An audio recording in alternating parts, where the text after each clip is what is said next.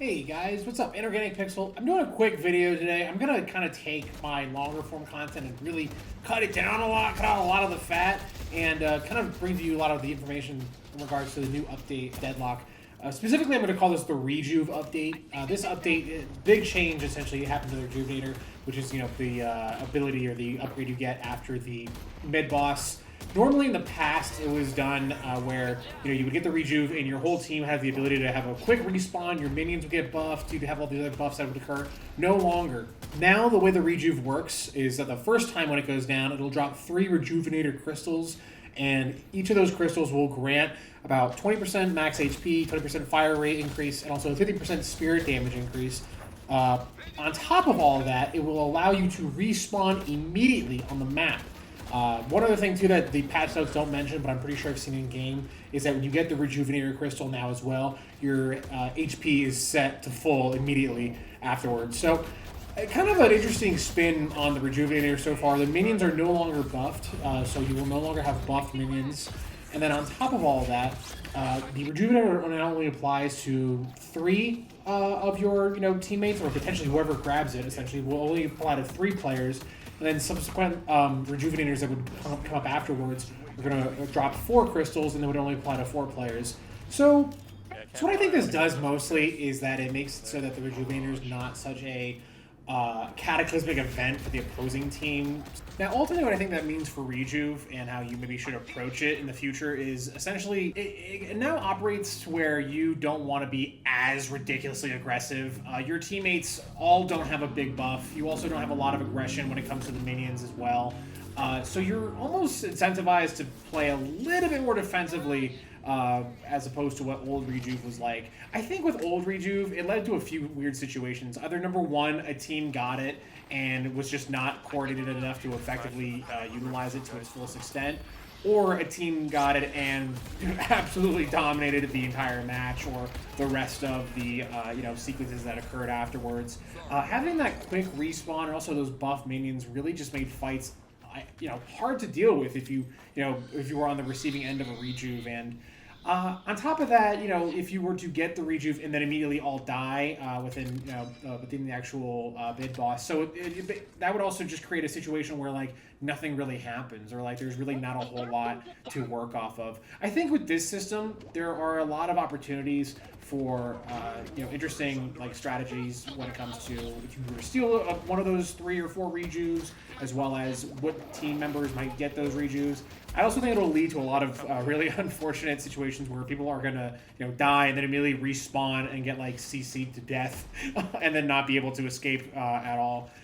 The way I think they might want to adjust that aspect of the Rejuve, in my opinion, is just give the people who respawn a little bit of invulnerability, at least for 2 seconds before all hell breaks loose. Another piece of this Rejuve change that'll also be interesting to see how it plays out is, when it comes to who gets those Rejuvenators. Let's say, for example, the whole enemy team's dead and it's all your teammates who are all fighting for Rejuvenator. That can lead to some situations where great teamwork and strategizing comes through, but I also imagine it's going to lead to a lot of situations where really angry and pissed off gamers are going to ruin someone else's time because they're not getting the way they want, or God knows what else. It's Deadlock. I mean, what can you expect? Some other things that were interesting, though, with this patch is that they changed how mantling works. Now, mantling essentially is when you climb up a wall and your character is climbing over a structure to climb over. And back in the day, where if you were to doing that animation, someone were to punch you, you would actually fall down from that little ledge and whatnot, and basically be stunned for a brief period of time.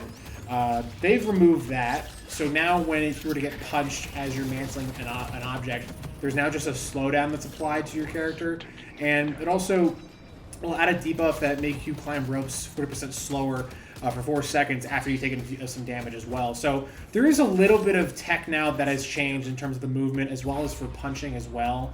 Some of the other smaller changes which were interesting was that they got rid of the air vent on these sides of the map right here. If you're ever familiar with the air vent on top of Fish Market that would push you into the blue lane, that's been gone. That's been removed now. So a lot of those escape routes that you might have had in mind in the past might be totally different now, or you might have to kind of adjust and just re-strategize how you handle them.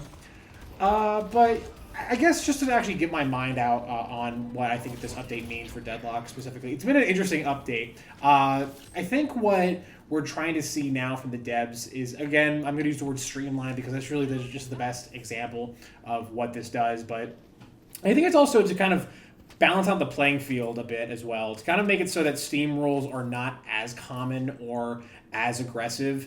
If you remember early Deadlock, Steam rolls were one of those things that just kind of I think, well, that held back a lot of like newer players from getting into the game. That's been reduced significantly.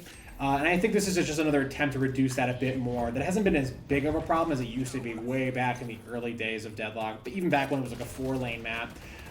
But I think this change specifically is, again, to just streamline the whole thing and also add a little bit more of elements of randomness or a little bit more of elements of like, kind of different strategization when it comes to like these like types of situations, like rejuves, like getting urn, like movement across the map. I mean, just to give an example of like maybe one positive aspect of this rejuve change that's no longer an issue anymore is the the fight for parrying the one basically big element of the game that could turn the tide of the entire match. That, I mean, don't get me wrong, there was definitely a lot of great tense moments because of a situation like that.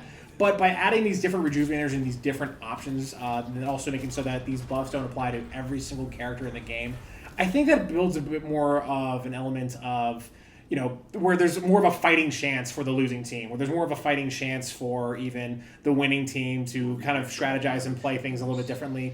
I think overall, just Rejuvenator is just no longer as punishing or as aggressive as it used to be. That's kind of the big takeaway here. And some of these other buffs or slight nerfs that also exist for some of these other characters, like Shiv, for example, who had a lot of his stuff, a lot of his reduction stuff cool down a bit, or a lot of his overall build and tech slowed down, it seems. But supposedly there is, potentially the idea or feeling or I guess fear that some Shiv mains might have that Shiv might even get a total rework or even further nerfing past this. Shiv is still a bit of a menace to deal with, but at the same time, I mean, so is any other really character that exists within the game. And one aspect of this balancing piece or this balancing update as well is that I think it's designed to just kind of readjust the overall pacing of certain characters as they get stronger throughout the match, or also even just readjust, how easy it might be to dominate over or overpower other characters. Who really knows 100%? I'm not a big game designer, and a lot of these decisions that are being made are interesting just to come from the perspective of this being a totally new IP or a totally new type of project for gaming as a whole. There's a lot of very complicated challenges that a game like Deadlock has. And that's kind of what has been so ingenious or interesting about why Valve's brought it into this early access stage first.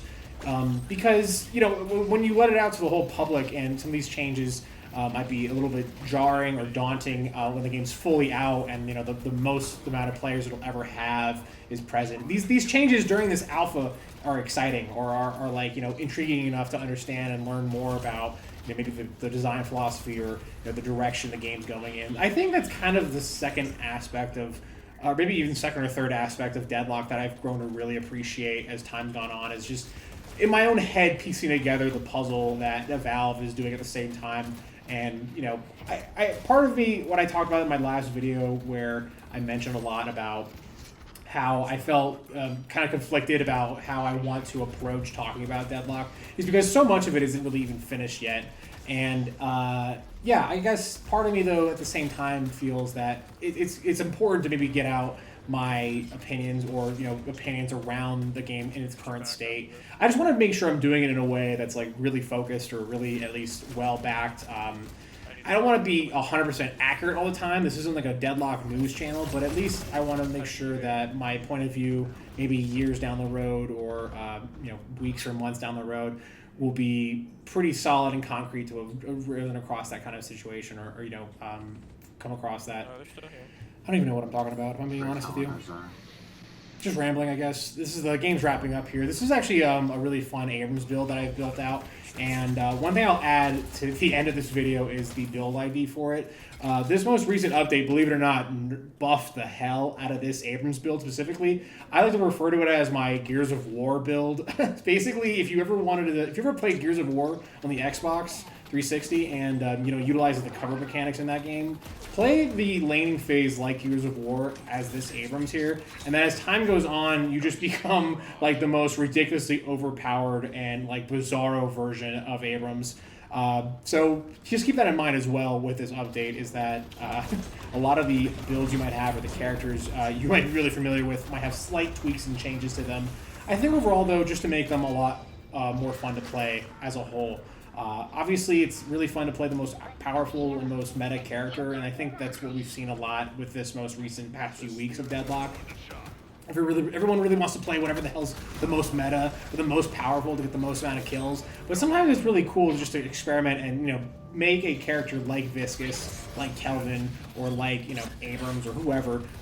Just something that is a bit more devastating in its own unique and different way. Kind of catch your enemy off by surprise or off guard. But that's really the whole video I have here today. I'm trying to make these videos a lot more condensed. Don't worry though, if you really enjoy the long form versions of these kinds of videos, I'll get back to that soon. But yeah, other than that, thanks for watching. Check out my other stuff, like and subscribe. Have a great rest of your day. Bye.